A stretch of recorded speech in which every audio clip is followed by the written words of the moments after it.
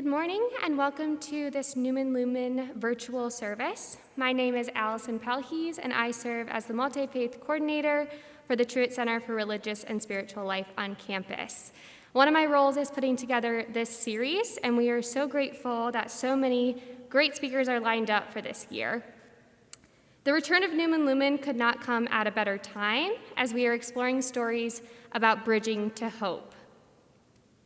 Today, we hear from our dear friend, Dr. Stephen House. Dr. House is the university's executive vice president and a professor of biology. He has received awards for outstanding teaching, service, and scholarship, including the Elon College Faculty Excellence Award. He has authored numerous articles and presentations on blood flow regulation during health and disease. He provides leadership for many departments across campus and has been integral to the development of the university as a whole, for which we are tremendously grateful. With an impressive resume, it might have gotten lost on me that he also graduated with his bachelor's in science from Calvin College, which is my college's biggest rival. So to Dr. House, I say, go Dutch, but I'll forgive you for that. So without further ado, here's Dr. House.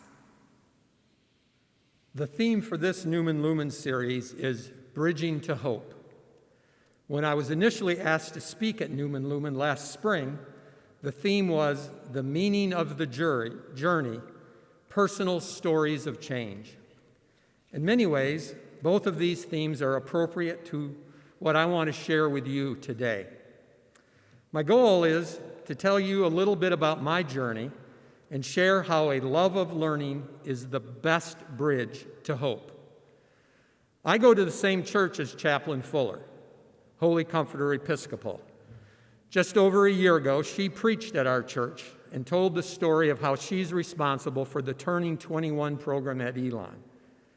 She reported that this year she highlighted the Beatles song, When I'm 64. She asked people to consider, what will people say to you and about you when you're 64 years old? Well, I was born in July 1955. Therefore, on the day I heard Chaplain Fuller preach, I was in fact 64. I turned 65 over the summer, but let's pretend I'm still 64. Today, I want to reflect with you on my journey of 64 years, including more than 40 years in higher education. First, a little background. I grew up in Grand Rapids, Michigan. I went to Calvin College, now Calvin University, and yes, I'm a Calvinist. Calvin's a great school and very much like Elon. I received an incredible education and found my first mentor. I always loved the science, and I was always asking questions. I planned to pursue medical school and become a doctor. But as a junior, I took Dr. Gord Van Harn's physiology course, and my life was changed. I decided that I wanted to be just like Dr. Van Harn, to get my PhD in cardiovascular physiology and to be a professor. I went to the University of Arizona for my doctorate. My first teaching job was at Columbia University Medical School in New York. I then went to Seton Hall University in New Jersey, and then in 2001, I came to Elon. At that time, the Elon mission statement included this line: Elon is rooted in the historic tradition of the United Church of Christ. Elon embraces its founder's vision of an academic community that transforms mind, body, and spirit, and encourages freedom of thought and liberty of conscience. I asked then Chaplain Richard McBride if there was some significance to the relationship between Elon and the United Church of Christ. Like a good teacher, he discussed the subject with me, and then he gave me something to read. The article he gave me was called The Stewardship of Curiosity. It is the UCC's statement on higher education. It is a charge to colleges and universities to nurture curious students. Let me read a few sentences from the paper. We believe that the health of humanity depends on curious citizens. that we imagine something more than the dull. Let me repeat that. We believe that the health of all humanity depends on curious citizens, for it is through the exercise of curiosity that we imagine something more than the dull, flat world that so often grips us with boredom and apathy. Only through this curiosity will the God who is to be enjoyed be encountered, and the graceful and grace-filled world be used and honored with care. When I read the paper, I was awestruck. My favorite quote has always been, "I have no special talent, I am only passionately curious." That's from Albert Einstein. I had no idea that as dean and provost at Elon, I would become a faithful steward of curiosity. In this talk, I want to share some thoughts, but I've titled it, Love of Learning, a Joy-Filled Journey. So over the next 6 minutes, I want to weave together a few of the major themes that guided me in my journey, examining ancient verses from 2 manuscripts, connecting these to my favorite quote, and finally sharing a meaningful lesson from a recent book I read. So let's begin. Several years ago, we had a wonderful speaker at Elon, Dr. Don Wyatt. Dr. Wyatt is East Asian history professor from Middlebury College. He gave a talk I will always remember. He used verses from the Analects of Confucius. Now, I'm a cardiovascular physiologist, so I'm a little bit out of my element when I talk about Confucius. But his words spoke to me then, and they still do today. Dr. Wyatt used this verse. To learn and from time to time practice what one has learned, is this not a pleasure? I like connecting learning and practicing what one has learned and pleasure. If Dr. Wyatt had stopped there, I was good. But the verse goes on. To have friends come afar, is this not a joy? In these words, Dr. Wyatt offered that the best compliment to a love of learning is to be welcoming and hospitable. I really like connecting learning and welcoming and joy. It follows that the act of welcoming leads us to favor listening and heartens us to want to hear what others have to say, even when we are presented with viewpoints that may be different from our own. A commitment to being welcoming most certainly stimulates and heightens learning. When considering this text along with my favorite quote, "I have no special talent, I am only passionately curious," from Albert Einstein, I propose that striving to be passionately curious about everything and everyone inclines us to be welcoming, hospitable, open-hearted, respectful, and even joyful. I like connecting curiosity, welcoming, and joy. The second ancient text is the Bible. There's a parable in the New Testament about an overseer who put 3 workers in charge of operations while she traveled to another country.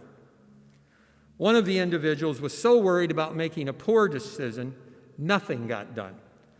The other 2 completed their tasks as requested and did a good job with their responsibilities. When the overseer returned, the one who did nothing was reprimanded and was never given assignments again. The 2 who followed through as requested were commended. Here's the key verse.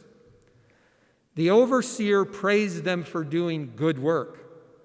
You have been faithful in handling this small amount, so now I will give you many more responsibilities. Begin the joyous tasks I have assigned you. Wow, they were given more responsibilities. They were given more work. Oh, great, more work. But the key here is that the work is described as joyous tasks. For most of us, work is a 4-letter word. But here's a story about responsibilities and work and joy together. Imagine hard work and delight. Imagine nose to the grindstone and deep gladness. What would happen if we began to expect joy in our work? Not just occasionally at the conclusion of a project or an exam or the end of a semester. What if you expected joy in studying late into the night or going to class? What if you looked for gladness in the sleeves rolled up, humdrum activities of the ordinary week? How would your studies change? How would your work change? How would you change? I like connecting work and joy. It's a downright subversive and revolutionary thought, isn't it? Finally, I recently read this book, The Last Days of Night, a historical novel about the lives of Thomas Edison, George Westinghouse, and Nikola Tesla. It is about the pioneering of the electrical industry in the United States. The book describes what it takes to be curious, creative, and what it takes to change the world. Listen to these words from Edison. I create things that did not exist before. I bring new things into the world. This is what discovery is. Now here comes the important point. It's not a flash of color. It's not a moment of divine inspiration. It's not the hand of God reaching down to press the pointed finger. It's work. It's drudgery. It's trying 10,000 different shapes of bulb, then trying 10,000 different air fillings, then, yes, 10,000 different filaments. Then it's trying 10,000 times 10,000 times 10,000 different combinations until one of them works. When you have exhausted all possibilities, remember this: you haven't. As I reflect on my journey and ponder a bridge to hope for all of us, I challenge each of you to always value learning and always value practicing what you learn and always value welcoming. My hope and challenge for each of you is that you never, ever forget the mottos: love of learning and passionately curious, and that you will let these ideas guide you each and every day. My hope and challenge for each of you is that you never, ever forget the downright subversive and revolutionary idea that you can find joy in hard work, even when trying 10,000 times 10,000 times 10,000 combinations until you are successful. And finally, my hope for each of you is that with the love of learning comes the expectation and the responsibility that you will always be welcoming and hospitable and respectful and even joyful. I want to end with one more of my favorite quotes. This one is from the writer William H. Sheldon. This is my prayer for all of us. There are those much more rare people who never lose their curiosity, their almost childlike wonder at the world. Those people who continue to learn and grow intellectually until the day they die. And these usually are the people who make contributions, who leave some part of the world a little better off than it was before they entered it. With this petition, may you all begin the joyous tasks God has assigned to you.